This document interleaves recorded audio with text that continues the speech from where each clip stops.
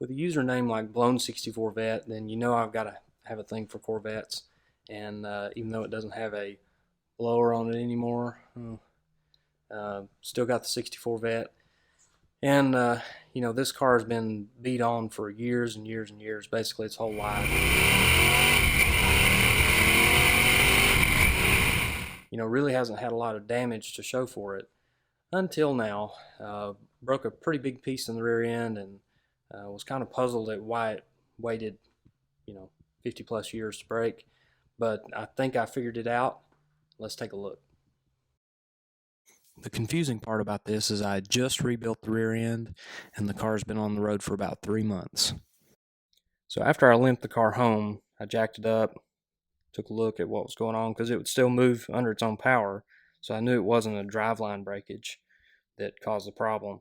It's actually this pinion mount, and this is what mounts the front of the differential to the frame. It's pretty beefy. I mean, it's thick metal. It didn't have any wear and tear on it when I went back through this. It's got I sandblasted it and painted it, and was really happy with its condition. But after a few months of being on the road, it obviously broke. So had to figure out why it broke, because with all this brand new stuff, I just had no clue. And what it comes down to, at least from what I can tell, is I replaced the original rotten rubber bushing with a poly pinion bushing. And I think that's where the problem is. I think on these cars, if you've got flex, it's actually a good thing. If you're going to beat it on it, and you're kind of soaking up that shock in the driveline, and where I was really trying to hit second gear really hard, it shocked the rear end, and instead of it soaking it up in that big pinion bushing, it soaked it up in this mount and ended up breaking it. And you can see that it pulled all the way through that bolt hole. So I mean, this was almost a really bad situation here. It was bad enough that it let the drive shaft get up into the tunnel and made a bunch of bad noises, but I think I've got the right idea here. So what I did was ordered a new one of these from Van Steel, and I actually ordered the later model one, which I believe is 69 through 79.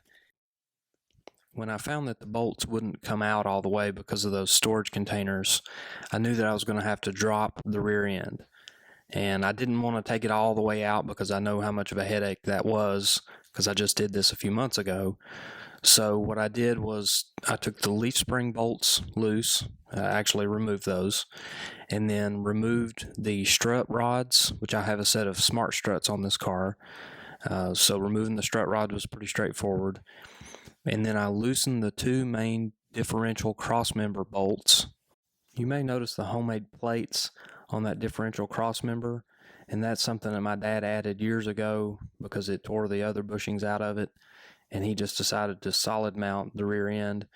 But what he didn't do was change out the bushings that are actually sandwiched in between that crossmember and the frame. So it still has a little bit of flex, but not quite as much as it did from the factory. From there, I used a jack on the rearmost portion of the spring, and as I put pressure on it, I noticed that the big differential crossmember bushings were flexing, and that was a good sign because that was going to allow the rear end to rotate around enough to get those bolts out without having to drop the whole assembly. Then it was just a matter of removing those bolts and then replacing the broken mount with the new one, and I also had to get some longer bolts to reach through the thicker tabs, and then it was just putting it back together. For reassembly, I started with the front pinion mount, and then I moved to the drive shaft, and then to the strut rods, and then the leaf spring, and finally I tightened up the main differential crossmember mounts to finish up the job.